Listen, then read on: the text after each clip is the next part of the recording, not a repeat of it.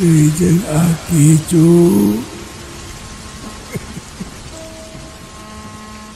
Kumaha dararama. Aki naik ngadongeng deui. Nek nyaritakeun ngeunaan tempat anu miboga carita mistis. Hiji wewengkon kang teu miboga urban legend anu geus dipercaya ku masyarakat secara turun-temurun. Termasuk di kota Cimahi. Kota Cimahi. Sababaraha wewengkon sigana mastikeun yen urban legend nu diceritakeun teh nyata. Loba pisan cu. Salianti wewengkon di Jalan Kerkov Leuwi Gajah anu pernah aku aki dipedarkeun anu miboga carita mistis. Aya oge anu lain acu nyaeta Jalan Kolonel Masturi anu oge dipigawan ku masyarakat minangka wewengkon Santiong. Santiong anu oge miboga carita mistis sorangan. Leuwih ti eta dina hiji mangsa nalika ngaliwatan jalan anu ngahubungkeun Cimahi jeung Cisarua bakal ngaliwatan dua tempat makam dikenca jeung katuhuna. Dua makam cuk aya dikenca jeung katuhu. Daerah di arah Cimahi kurang leuwih 1 kilo ti Parabatan Citerep. Lakin bakal ngaliwatan makam Santiong jeung pakuburan Muslim Cipageran anu aya di belah katuh.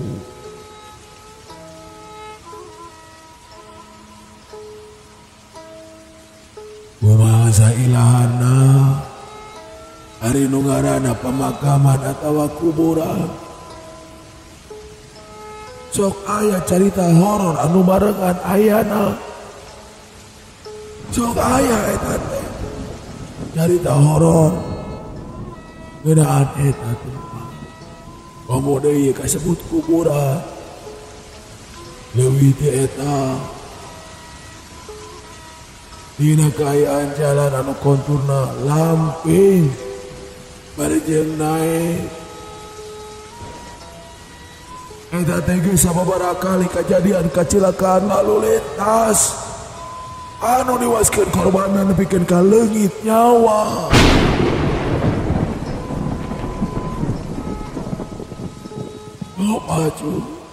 Loba kecelakaan lalu lintas.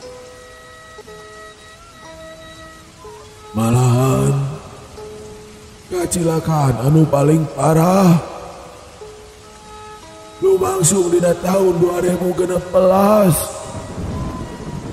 Bus wisata nabrak 5 kendaraan ngabalukarkeun salapan jalma maut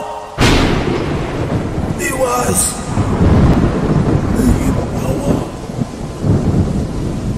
Leungit nyawa cuy. Eta kejadian matak aheng.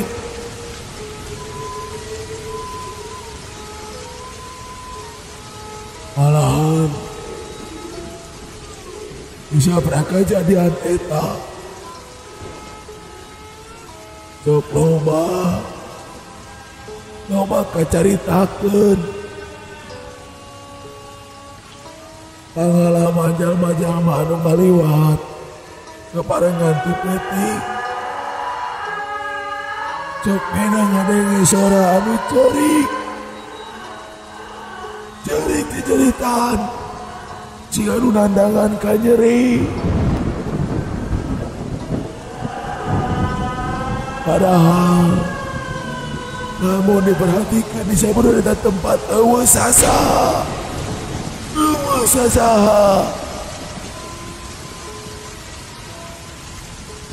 jika kacaritakeun aya hiji tukang ojek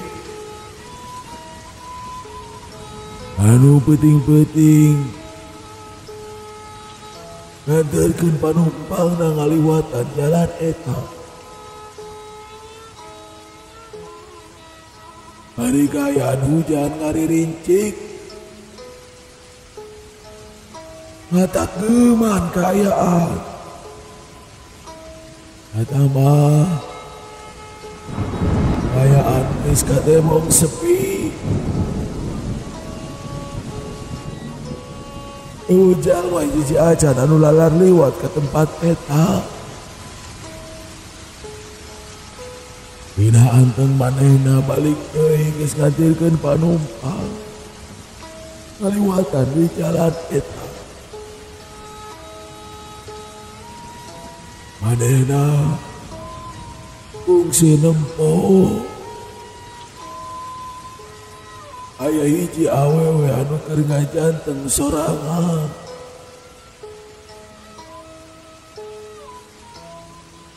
Eta awewe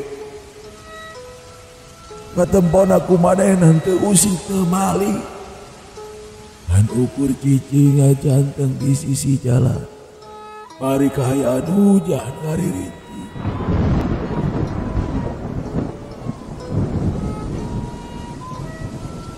Eta awewe teh katempo beungeut na.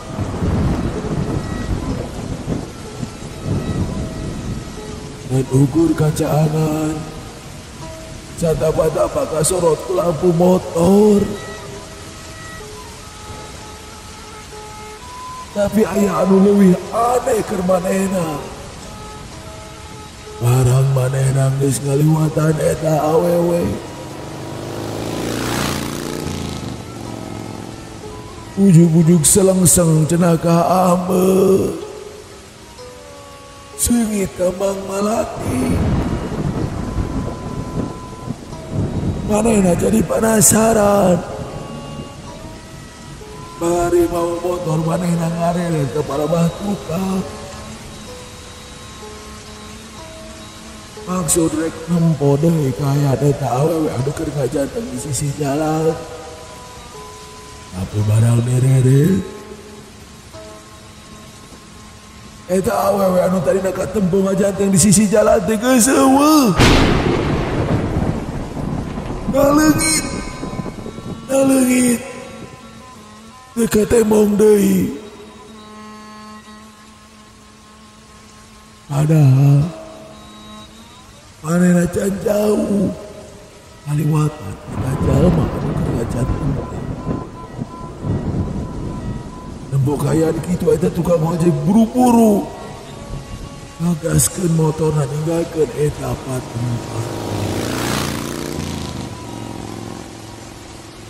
Nah gitu cuy. Loba kacaritakeun yang loba jalma anu kawenehan panggihan hal anu pikasieuna. Jadi naon hubunganana? Dipastikeun yen loba warga anu percaya yen nalika ngaliwatan daerah eta urang ulah ngalakukeun hal-hal anu gagabah atawa ngomongkeun naon we anu dipikahayang. Namun dina bahasa Sunda maka telahna sompral.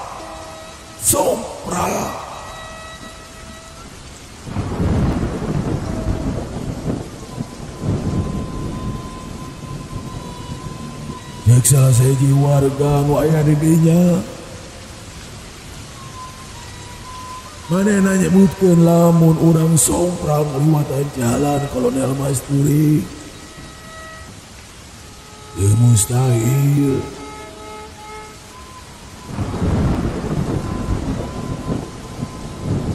Pangandaran nu ngaliwat eta bakal ningali sosok hansip anu nyerupaan lalaki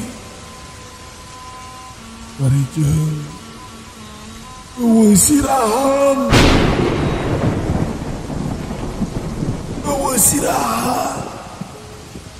malah anta parah deui. Sok aya kuntilanak ngagantung dina tanggal awi anu siga nutupan belah kencak katuhud deukeut ku kuburan. Berenang eta anu kawenehan katempok tukang ojek kalau tadi ku aku diceritakeun. Nah gitu cu, kumaha hati-hati lamun ngaliwatan jalan Kolonel Masturi. Gerbah kayak lampu jalan kurang caan. Kemudian lamun ditinggali ti luhur nepikeun ka handap.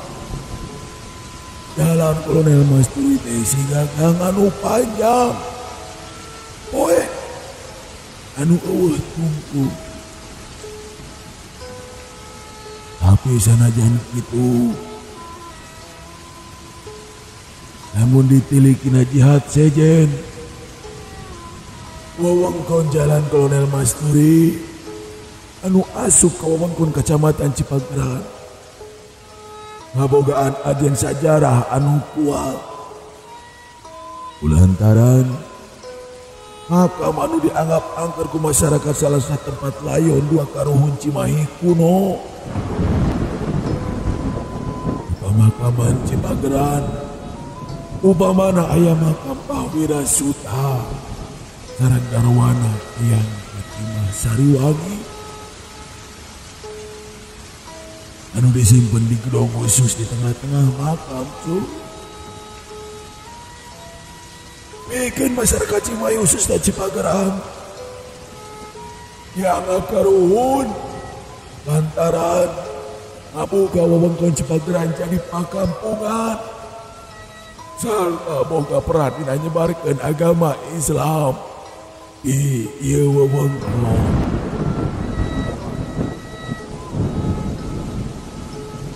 Cipageran oge jadi cikal bakal lahirna Cimahi minangka bagian ti Kacamatan Cilokotot dina mangsa kolonial Walanda. Kusabab keyakinan aya nambah wirasuta di wewengkon eta teh sameme pangwangunan jalan anyar Panarukan Udendels dina tahun 1811.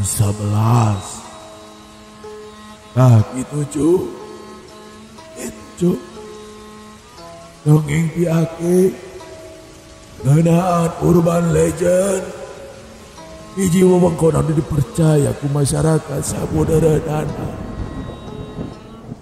anu nepi ka ayeuna masih nyimpen carita-carita mistis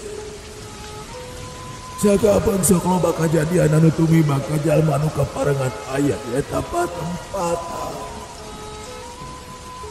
anu kajadianana sarua jeung anu dipiyakin ku loba jalma ngeunaan hal mistis di tempat eta. Kade cu, sing hati-hati, namun aya di tempat anu hara-hara, ulah sok-sok lah, dina saomong-omongna.